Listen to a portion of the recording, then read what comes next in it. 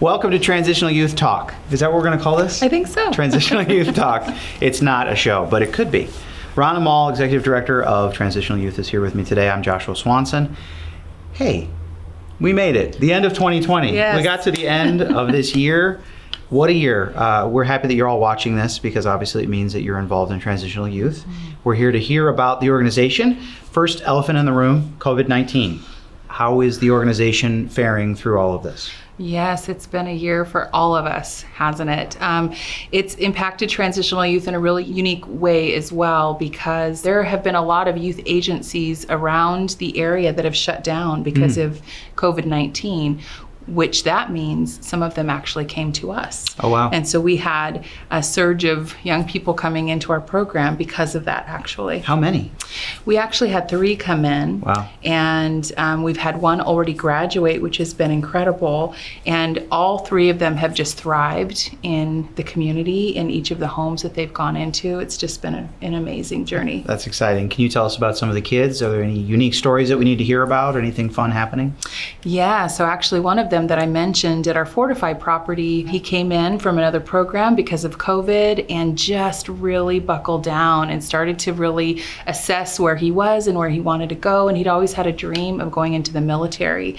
And he just graduated boot camp. Yeah. He lost 70 pounds to get in, worked really hard every day, and so took this last 8 months basically to just dig in and meet his goals, and just graduated boot camp. So boot camp is one thing. Losing 70 pounds is like, what? Yeah. That's fantastic. Yeah. That's great. Well, let's do a rundown of the houses then. Sure. Let's hear about the Ritz Family Ranch. What's going on over there? Yeah, the Ritz Family Ranch is in Yakult, Washington, and we have an apprenticeship built into that program. And so our guys live in the house and then go across the street to Royal Ridges Retreat Center and work Monday through Friday. They're doing very well out there. And again, because of COVID and the lockdown, having that apprenticeship right on site has been amazing. Oh, that's fantastic. So they're still kind of business as usual? Yes. That's fantastic. And then Vida's Arc, how are our girls doing? Yeah, Vida's Arc, again, very unique with COVID, not being able to receive new mamas and babies and making sure that our young moms and babies are safe.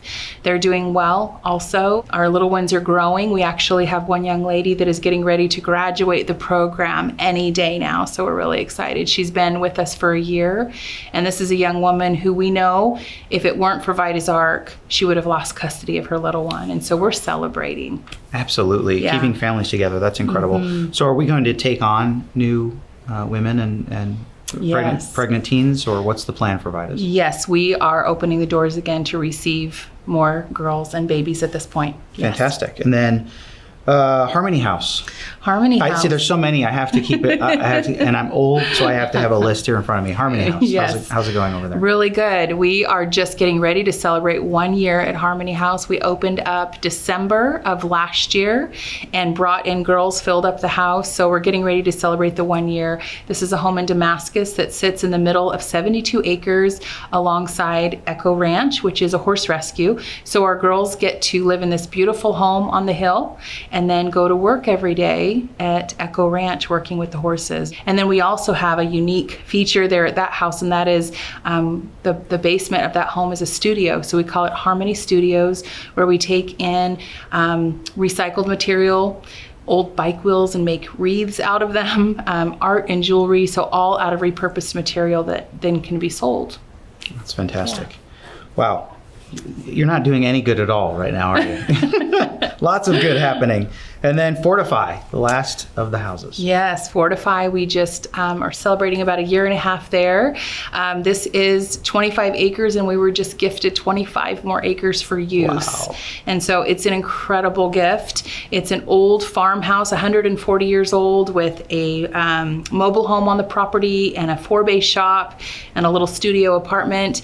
And this acreage is incredible. There's old fruit trees out there that were so overgrown they weren't producing fruit anymore. And so again, with COVID, what happened is in that lockdown, all of our young men in that home stayed on the property and were able to cultivate the land. So now we have a vegetable garden and the fruit trees and grapes. We have goats on the property now. We're getting a chicken coop and ready to bring some chickens on. We actually have a flower and fruit stand now on the edge of that property that we've been setting flowers and fruit taped out that people can come and donate. So again, the guys have been learning how to take care of this property, and just the value that they've seen in themselves through that process has just been incredible. That's fantastic. Yeah. Saturday Market, here we come. Yes. Wouldn't that be cool? Transitional right. Youth booth at Saturday Market.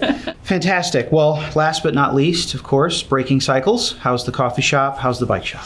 Yeah, thank you. Breaking Cycles right now is doing well. Unfortunately, we did have to close because of COVID, and that was for several months. But we started to reopen, limited hours, and right now I think we have 6 apprentices. And so we are still limited hours, but we're starting to get there, wanting to be sensitive with all of the restrictions and guidelines and making sure people are safe. But we're excited that it is a hub for young people to come and learn job skills. Well, that's a beautiful update on all of the different houses and Breaking Cycles. Now, you told me a story earlier that I thought was really powerful. Can you share that story? Yeah, so oftentimes when I think about the journey that our kids are on, really a lot of what it is offering them a safe place to land and to experiment and practice those steps towards success. And very few places that really exists. And so the story that came to my mind was a story of David and Goliath. And most of us have heard that story. And we think about this little boy, 14 years old, standing before a giant and taking him down. To me, that almost seems like a fairy tale. Like, is that real? But what David said before he took that giant down was, God has given me the lion and the bear. Therefore, I can take this giant down. And so I think about David being out in that field and taking care of these sheep, and then a bear comes along and he's able to kill that bear to protect the sheep. And then a lion comes along and he takes the lion down. And it was those experiences that led him to a place that he was able to take a giant down. And so I feel like with Transitional Youth, that what we're providing, what these homes are providing, what youth apprenticeship and job training is providing, are lions and bears that will help them ultimately stand before the real giants. They're building confidence, they're building resiliency, and building hope. That's beautiful. Well, as you can see, Rana and her team are doing their job.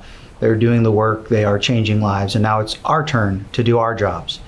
The end of the year is incredibly important to this organization. 1/3 of our budget comes in at the end of the year.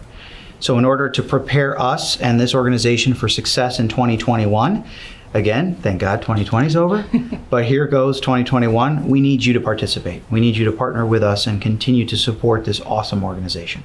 So please give, and please give generously. And with that, we want to show you one more piece that is a beautiful video that kind of gives a more summary on the entire organization and where we're at.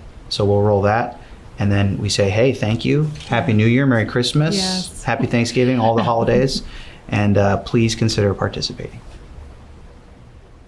Transitional Youth has grown tremendously over this past 12 months. It's been a year of building and a year of transformation for so many young people. Currently, Transitional Youth has 5 homes: the Ritz Family Ranch in Yacolt, Washington, the Junction House in Vancouver, Vida's Ark for teen moms and babies in Vancouver, Fortify in Wilsonville, and Harmony House in Damascus. Transitional Youth has expanded beyond what we could have ever imagined. Our young people are searching for their identity, and they're finding an identity on the streets, in gangs, and among traffickers. Not only are they homeless, but they've been hopeless. Transitional Youth is the beginning point for many of our young people, and sometimes that just means the first glimmers of hope. The atmosphere and the people here made me feel safe and made me feel secure that this place is a wonderful place to be and that this place is peaceful. I remember walking into the TY house the first time, and I walked in and I set my bags down and then I just bawled. I was doing horrible things prior to being at TY. Once I was there, the things that were normal to me weren't normal anymore. It was just a whole new existence. I would have anxiety attacks every day. I would have night terrors every night.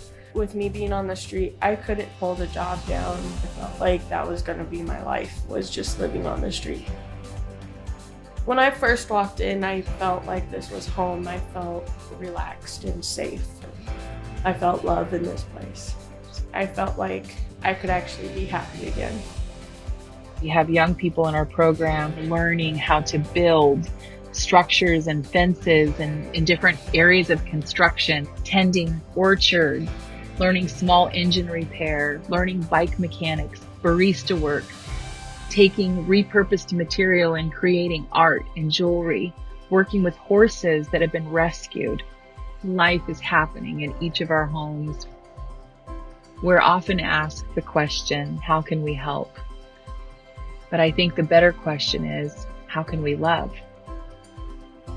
If we love them, that means we have to be committed to them in the process of their growth. If we simply just meet the basic needs of our young people, we're only perpetuating a dependence on a system that will keep them stuck. If that's where we stop, we're robbing them of their opportunity. Faithfulness is such a crucial element to this process of our youth moving to a point where they can begin to have hope for their own lives.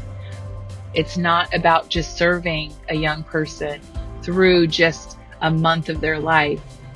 The staff and volunteers of Transitional Youth are in it for the long haul. So many of the residents that we've had are lifelong friends and family. We're all the same, all are just humans, and we're facing each other and we're acknowledging our great need for one another. All you need to do is change yourself and allow yourself to be changed. Like, that's a significant thing. I have the power to do that. We have young people that are in college full-time, pulling 4.0 GPAs. We have young people in their own apartments, establishing their own families, that never dreamed they could go to college. They've never dreamed that they could have a job that could actually pay their bills. They never dreamed that they would have a family. One of the most beautiful things to witness is to see the trajectory of our young people's lives literally change. So while the world has paused in some ways, the work that we do hasn't.